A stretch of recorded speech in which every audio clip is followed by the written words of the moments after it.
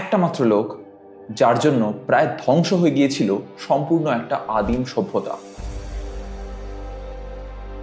আন্দামান নিকোবর দ্বীপপুঞ্জে দীর্ঘ 30,000 বছর ধরে বসবাসকারী পৃথিবীর অন্যতম প্রাচীন কয়েকটি জনজাতির প্রায় পুরোটাই স্রেফ নিশ্চিহ্ন হয়ে গিয়েছিল এই একটি মানুষের এক নির্মম বিশ্বাসঘাতকতায়।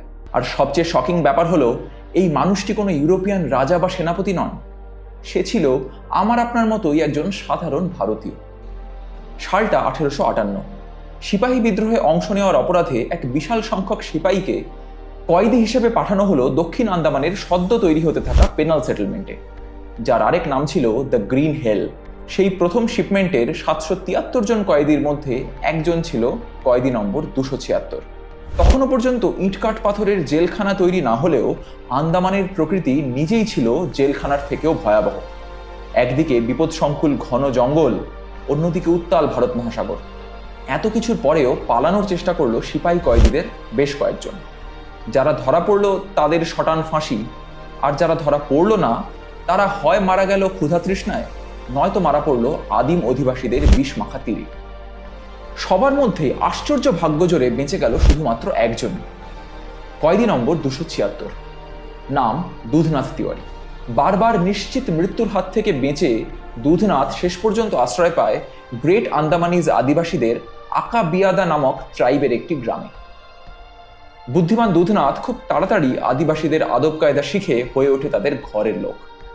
তাদের সঙ্গে কাটায় 1 বছরেরও বেশি সময়, শিখে নেয় তাদের ভাষা, আদব কায়দা, বিয়ে করে সেই ট্রাইবের 3 জন মেয়েকে। গ্রামে ঘর বেঁধে রীতিমতো সংসার করতে শুরু করে দুধনাথ। ইতিমধ্যে ইংরেজরা পেনাল সেটেলমেন্টকে আরো বড় করার জন্য জঙ্গল জবরদখল করতে শুরু করে। শান্তিপূর্ণ আদিবাসীরা প্রথমে কিছু না বললেও একসময় আর থাকতে না পেরে তারা ব্রিটিশদের এই জায়গা দখল বন্ধ করে তাদের দ্বীপ থেকে পাকাপাকিভাবে উৎখাত করতে তাদের উপর এক বড় আক্রমণের প্ল্যান করে। কিন্তু এই অতি গোপন প্ল্যানটি ঘরের লোক হয়ে ওঠার সুবাদে দুধনাথ কিন্তু জেনে ফেলে, আর করে ফেলে এমন একটি কাজ যাকে অনায়াসে বিশ্বের অন্যতম চরম বিশ্বাসঘাতকতাগুলোর মধ্যে একটি বলে ধরা যায়। 1859 সালের মে মাস। দুধনাথের প্রথম স্ত্রী লিপা তখন অন্তঃসত্ত্বা। এক রাতে হামলার সমস্ত গোপন তথ্য নিয়ে নিজের পরিবার ও আশ্রয়দাতাদের ফেলে আদিবাসীদের গ্রাম থেকে পালালো দুধনাথ।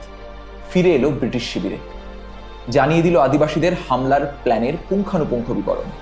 তারপর যা হওয়ার তাই হলো।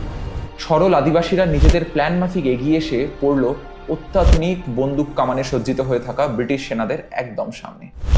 ফলাফল ইতিহাসে যার নাম দ্য ব্যাটল অফ আবারডিন। কয়েকশো আদিবাসীকে নির্মমভাবে হত্যা করা হয়, বাকিদের বানানো হলো কৃতদাস। সেই শুরু। এরপর রোগ আর অত্যাচারে ধীরে ধীরে বিলুপ্তির পথে পৌঁছে গেল আন্দামানের বীর উপজাতিরা। আর বিশ্বাসঘাতক দুধনাথ, ব্রিটিশদের প্রতি আনুগত্যের পুরস্কার হিসেবে তার সমস্ত দোষ মাফ করা হলো এবং তাকে ফিরিয়ে আনা হলো কলকাতায়। আপনার কি মনে হয়, দুধনাথ তিওয়ারি কি কেবলমাত্র নিজের জীবন বাঁচানোর জন্য এহেন কাজ করেছিলেন, নাকি যেটা করেছিলেন সেটা কি ইতিহাসের অন্যতম ঘৃণ্য একটি বিশ্বাসঘাতকতা বলা যায়? কমেন্ট করতে ভুলবেন না। ইতিহাসের এরকম আরো অনেক না জানা কাহিনীর জন্য সাবস্ক্রাইব করুন প্রোনোমাইন্ড।